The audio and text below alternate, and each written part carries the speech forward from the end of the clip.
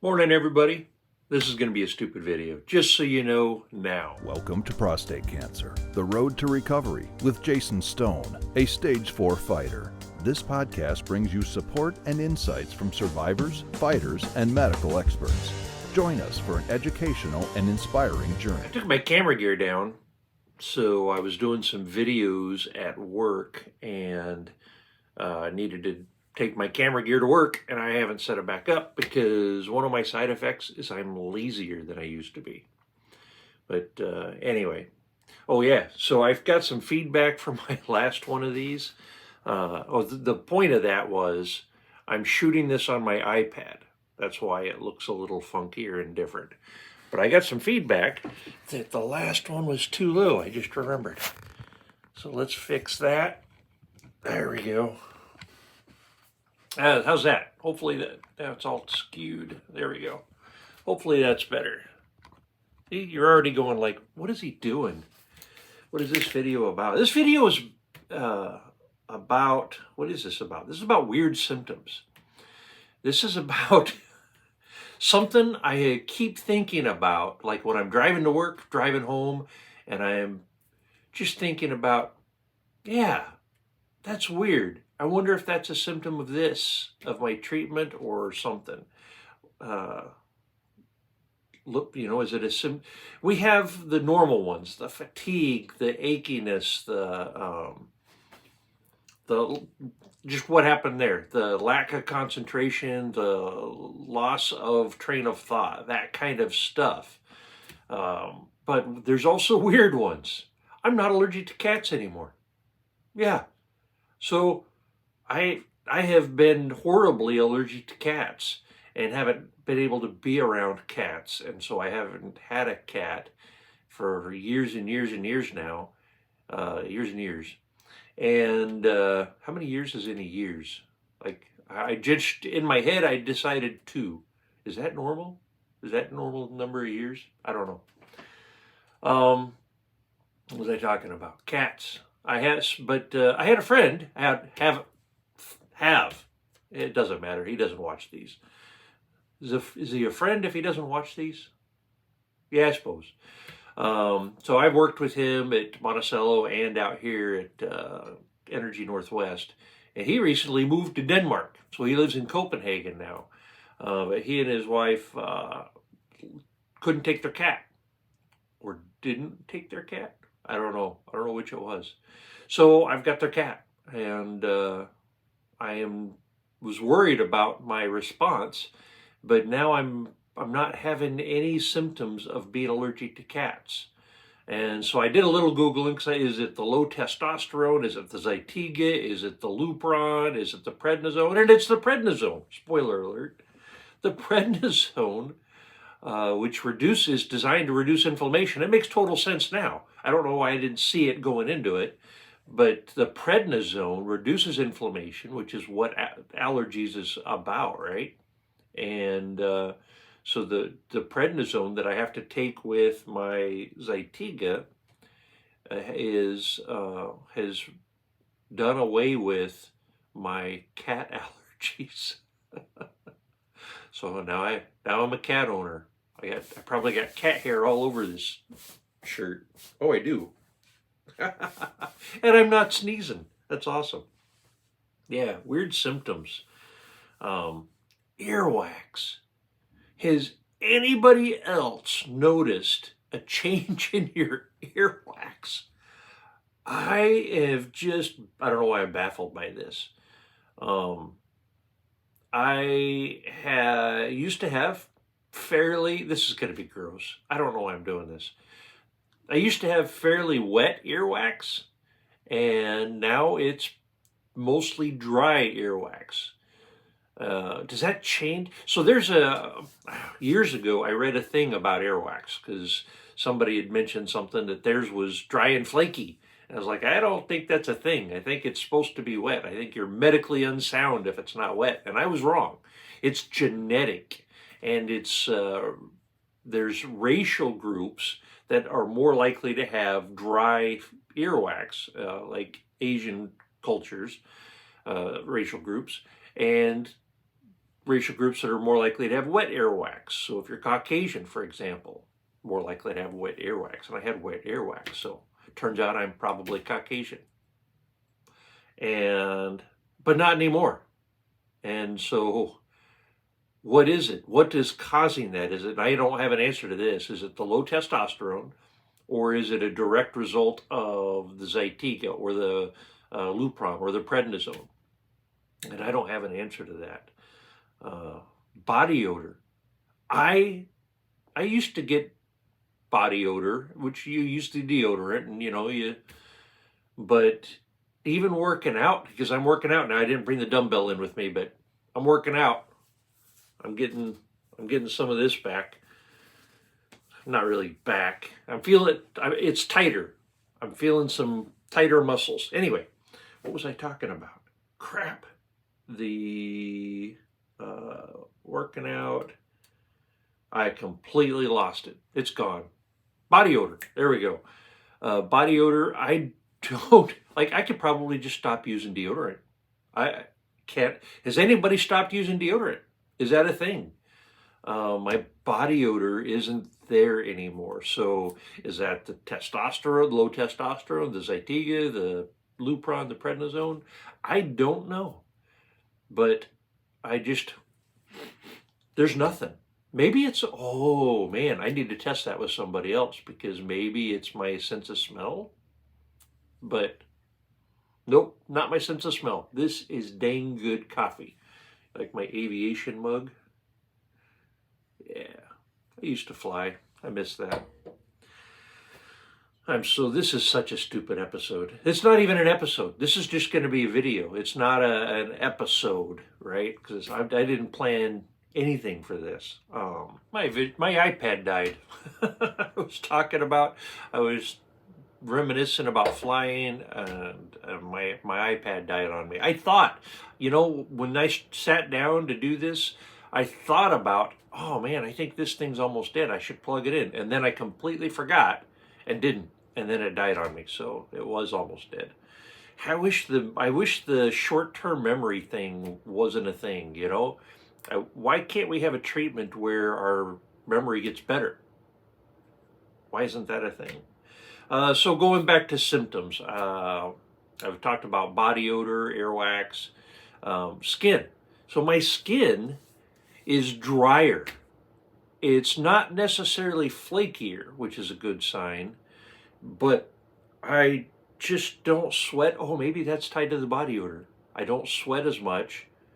Well, the sweating comes on when I'm having a hot flash. So I was at work yesterday doing the filming. So we brought some of the college kids in to go through the simulator, the reactor plant control room simulator, and show them some of the AC distribution systems and have them do some procedures and stuff. Anyway, God, I'm rambling.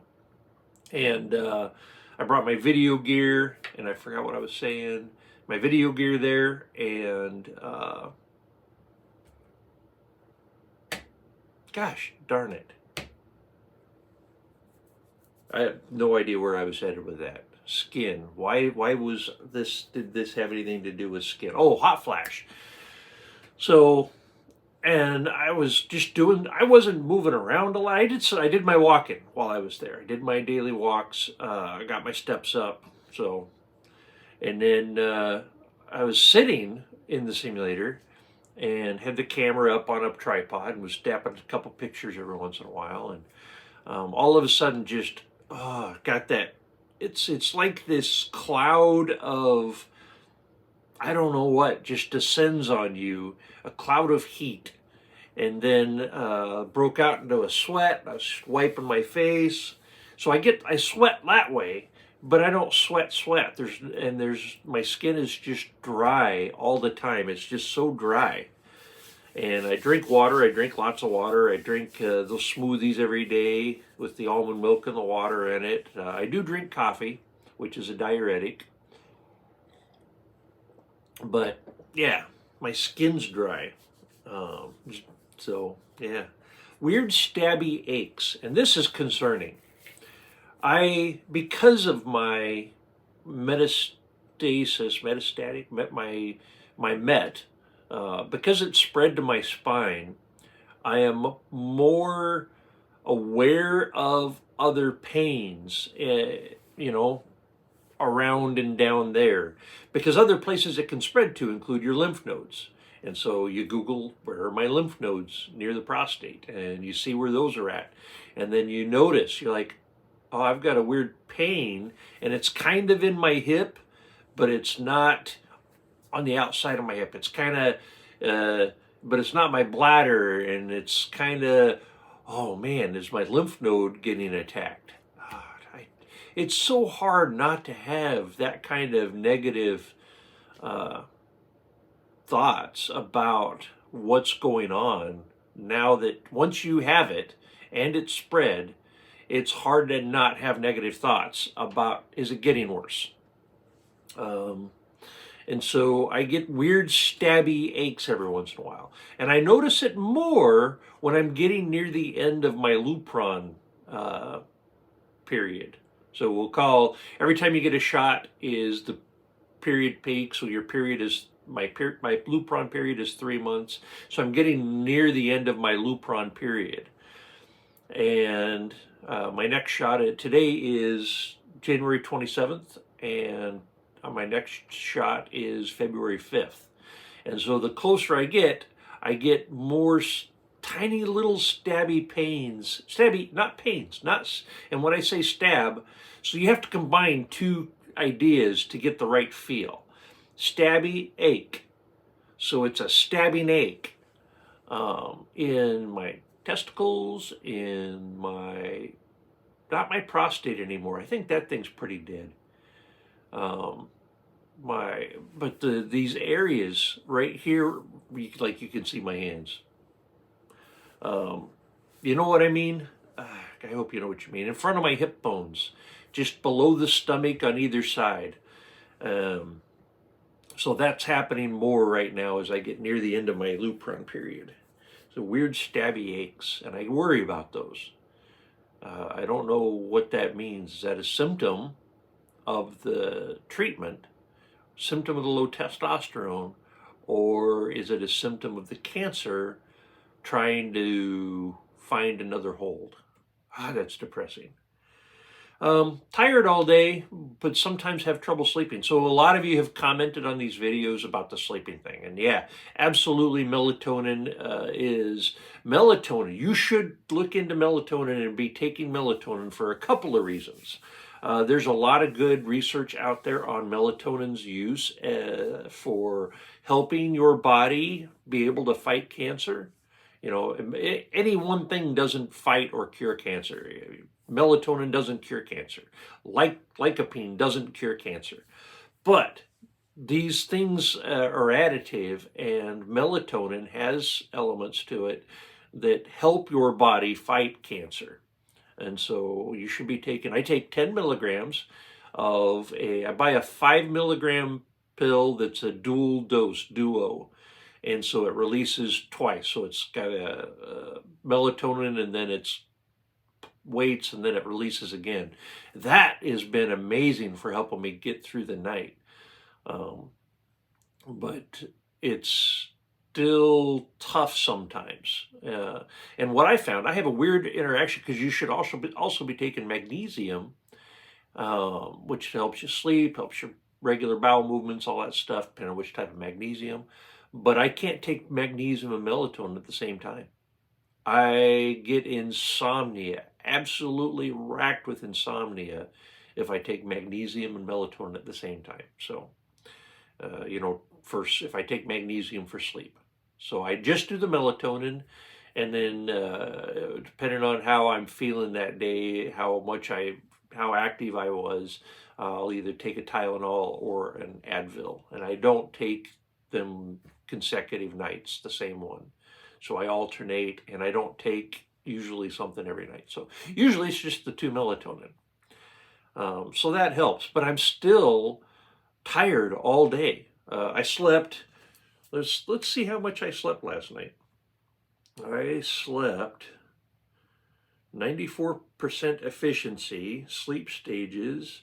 I slept 2 periods. One of them was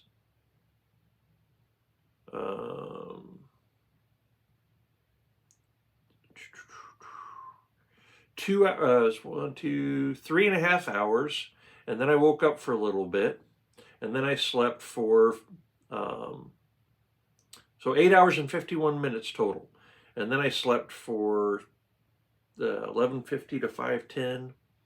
So I sleep for a little bit, and then I wake up, and then I sleep for a little bit, and but that total was 8 hours and 51 minutes with 94% sleep efficiency, which is really good. And I'm tired. That's what I mean. That's the symptom is. But if I laid down right now to take a nap, I couldn't sleep. I'm tired enough to sleep, but I can't sleep. What else? Motivation. I've talked about this one before, and I think this is tied to the fatigue. The motivation is it's tough. Like doing this, I have to do this right now in the morning, first thing.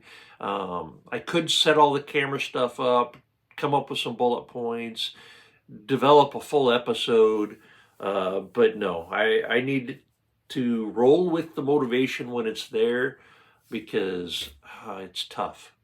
It's tough.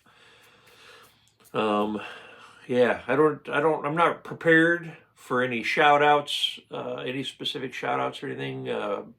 My new friend Brian from Good Podcasting and also from Summit City Studios, watching some of his videos. So if you are thinking about starting up a podcast and recording your journey, which I recommend you do this just to spread awareness. We don't get enough information out there. I should not have learned all of this the way I did. This should have been something I come across on a TV, commercial, on a poster at work somewhere for, hey, it's Prostate Cancer Awareness Month. Go get your PSA tested. There should have been other ways I got some of this information. And so more and more guys are sharing their journey, and there's so much to share because my treatment plan is one small example. There's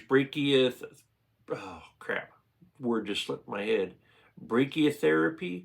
My uncle did that. They plant seeds in your prostate that radiate. There's proton there. There's all these new ones that came out last year. There's so many other types of treatment out there, and everybody wants to know about them.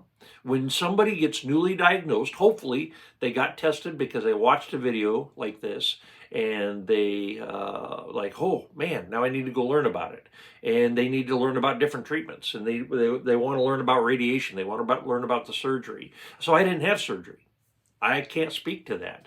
I interviewed a guy that did, but if you had surgery, post about it. Put a video together. So anyway, the point of all that is Brian at Good Podcasting has some fantastic advice and is very helpful. So check out Summit City Studios and Good Podcasting on YouTube. I think that's where I'm going to end with the shout outs. There's a lot of good comments. I want to do a couple more interviews. I'm trying to set one up with one of the radiation oncologists in the area. I've been trying to do that. People are busy. So upcoming, I'm messaging a guy who didn't have prostate cancer. He actually went through all of this with breast cancer. Really fit guy, does taekwondo or karate or something. I'm still working on getting some of the details. And I'm setting up to do an interview with him to talk about his journey and how his treatment was different. Because he ended up actually leaving the United States and going to Mexico to get treatment. And when he was pretty much written off as uncurable, and he is doing amazing now, and his body was riddled with mets. So I am eager to talk to him. I want to learn about his journey and his treatment. And so that's the whole point is if you have it, if you're on this journey, consider recording some information and getting it out there, because the more we learn about it, the better. All right, I'm going to quit babbling. I love you all. Take care.